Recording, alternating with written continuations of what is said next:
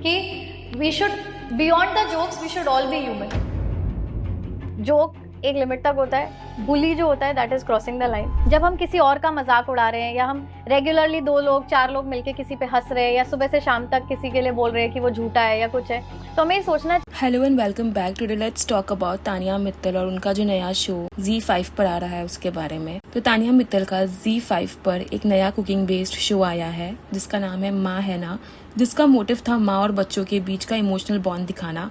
लेकिन फिलहाल शो के किचन से ज्यादा आग सोशल मीडिया और इंटरव्यूज में लगी हुई है। तानिया मित्तल ने कुछ इंटरव्यूज किए और उनकी ऑफ स्क्रीन टेंशन दिखी विद हर को स्टार्स गुल्लू और भाग्यश्री है। तो आज बात करेंगे कि इस पूरे कलेश में कितना सच है और कितना ड्रामा है और हमारा इस पे क्या टेक है। So let's start with the interview जो सच में एक एब्सोल्यूट कियोस था।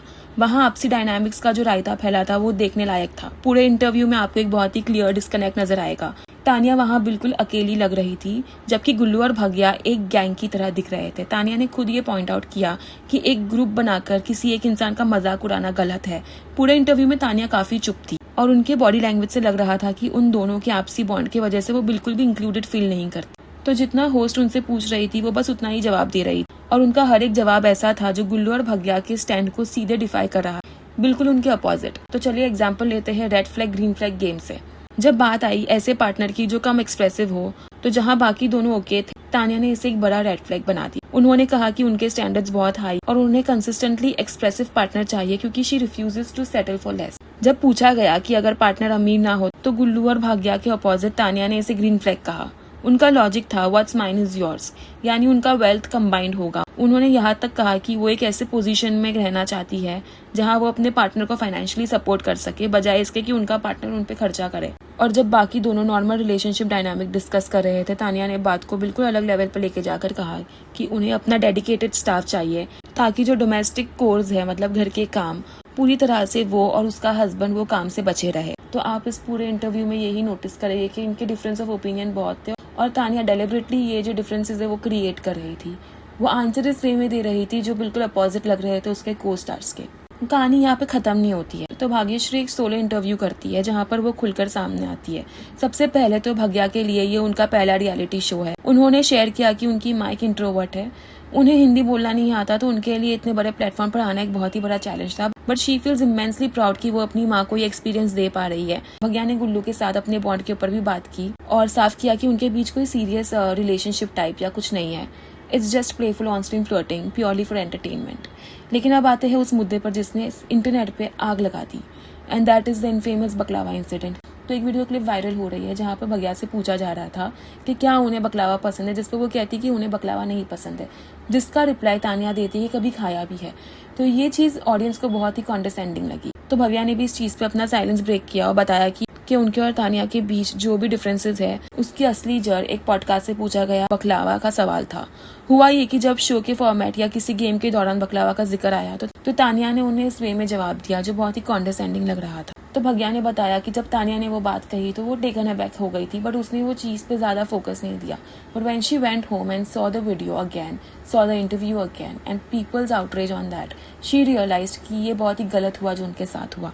तो तानिया के एटीट्यूड से भग्या फेल्ट जज्ड, ह्यूमिलिएटेड एंड डिमीन्ड। उन्हें ऐसे लगा कि तानिया अपना एलिट स्टेटस या अपर क्लास स्टेज दिखाकर भग्या को नीचा दिखा रही हो। तो भग्या ने ये भी रिवील किया कि उन्हें उनके बैकग्राउंड को लेकर टारगेट किया गया जो उनके लिए काफी हर्टफुल था। But what really stand out is what she did next. Bhagya ने कहा कि उन्होंने जब देखा कि तानिया इस पूरे केओस के बाद जेन्युइनली अपसेट है तो उन्होंने बड़ी मैच्योरिटी के साथ पर्सनली जाकर मैटर को रिजॉल्व करने की कोशिश की। उन्होंने बात संभालनी चाहिए पर लगता है कि बात बनने की बजाय और बिगड़ गई। और यही पैटर्न हमें दूसरे इंटरव्यू में दिखा जो नयनदीप का है। शुरुआत में सब कुछ बहुत ही इमोशनल था। सबने अपने अपनी माँ के स्ट्रगल्स के बारे में बात की। Tania shared how she left college to pursue business और उनकी माँ को लोगों से ताने सुनने पड़े कि उन्होंने अपनी बेटी को इतना एम्बिशियस क्यों बनने दिया। गुल्लू ने अपनी माँ को पहली बार फ्लाइट में ले जाने की खुशी शेयर की and it was all beautiful. लेकिन जैसे ही बातें पर्सनल दोस्ती पे I the vibe instantly went सब जीरो। तानिया ने ऊपर से इसे एक फैमिली डायनामिक बोल के हैंडल करने की कोशिश की, लेकिन 11 मिनट के मार्क पर असली कलेश शुरू हुआ। तानिया ने सीधे गुल्लू और भाग्या पर उन्हें बुली करने का आरोप लगाया। उन्होंने कहा कि इन दोनों ने मजाक में लिमिट्स क्रॉस कर दी है और इनमें ह्यूमैनिटी की कमी है। ऑन दी अदर हैंड गुल्लू और भग्या का बहुत ही सिंपल डिफेंस था हम तो बस प्लेफुल हो रहे थे, स्टैंडर्ड रियलिटी शो फन था, बट तानिया वॉज फर्म, मजाक की एक लिमिट होती है। तानिया क्लियरली एक चीज से बहुत नाराज दिख रही थी। वो बार बार कह रही थी कि गुल्लू खुद जीतने के लिए हर रोज दूसरों का खाना बिगाड़ता था, और ये इंटरव्यू वाली टेंशन रातों रात खड़ी नहीं हुई थी।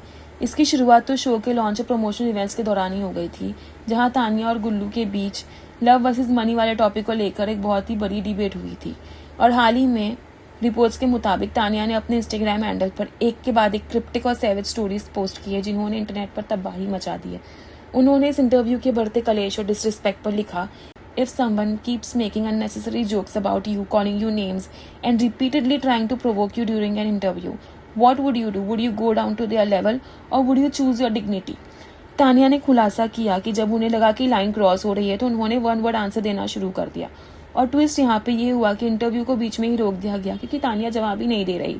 तानिया ने इस पर मेकर्स और को-कंटेस्टेंट्स को भी एक्सपोज करते हुए लिखा, Sometimes people are not looking for a conversation.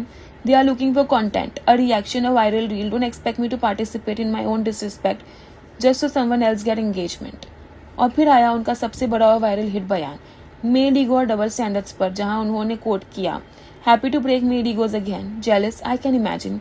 While they are busy being uncomfortable with a woman who refuses to shrink herself, I am busy building, winning and collecting blessings. उन्होंने ये भी race किया कि जब एक लड़का जीतता है तो सब कहते हैं भाई इज अ लेजेंड, और कोई प्रूफ नहीं मांगता, पर जब एक लड़की जीतती है तो लोग ऑडिट शुरू कर देते हैं कि इसके पीछे कौन है, गाड़ी रेंटेड है क्या, बिजनेस इसका है क्या। As Tanya perfectly put it, a successful man is admired, a successful woman is audited. Now let's talk about Tanya for a second. Let's do a little reality check here. इन सारे interviews और Instagram post में ये तो साफ दिखता है कि Tania left out feel कर रही थी। And on a personal level ऐसी सिचुएशन में अकेला पड़ना या टारगेट होना बहुत डिफिकल्ट होता है, लेकिन ऑनेस्ट रहे, इसमें थोड़ी गलती तानिया की खुद की भी है। तानिया हमेशा जानबूझकर ऐसे आंसर्स देती है जो उन्हें सबसे अलग, यूनिक और बाकी दोनों से थोड़ा सुपीरियर दिखाए। जब आप हर बेसिक बात पर बाकी दोनों से बिल्कुल उल्टा स्टैंड लेंगे और हमेशा अपना एक अलग हाई स्टैंडर्ड स्टाफ रखने वाला ऑरा मेंटेन करने की कोशिश करेंगे, तो सामने वाले के लिए भी आपके साथ बॉन्ड करना या आपसे दोस्ती करना बहुत ही डिफिकल्ट हो जाएगा। यहाँ भाग्यश्री को देखो, वो असम के बहुत ही हम्बल बैकग्राउंड से आती है। उन्होंने खुद मेहनत करके अपनी स्टडीज और करियर को फंड किया और फिर हायर एजुकेशन के लिए मेलबोर्न गई। आज वो एक फुल टाइम कंटेंट क्रिएटर, पर उनके लिए उनकी पढ़ाई उनका सबसे बड़ा बैकअप प्लान है। जब एक हार्ड वर्किंग, ग्राउंडेड और सेल्फ मेड पर्सनैलिटी जैसे भग्या के सामने आप सिर्फ बकलावा और एलिट क्लास लाइफस्टाइल का ज्ञान बांटोगे और सामने वाले को छोटा फील कराओगे, तो जाहिर सी बात है कि उनको जस्ट और डिमीन तो फील होगा ही।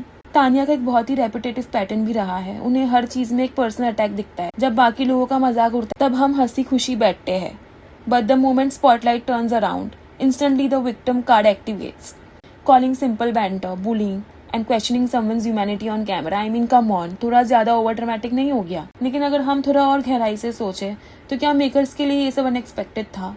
Absolutely not. एक्नॉलेज करना पड़ेगा तानिया के इस पूरे पैटर्न को।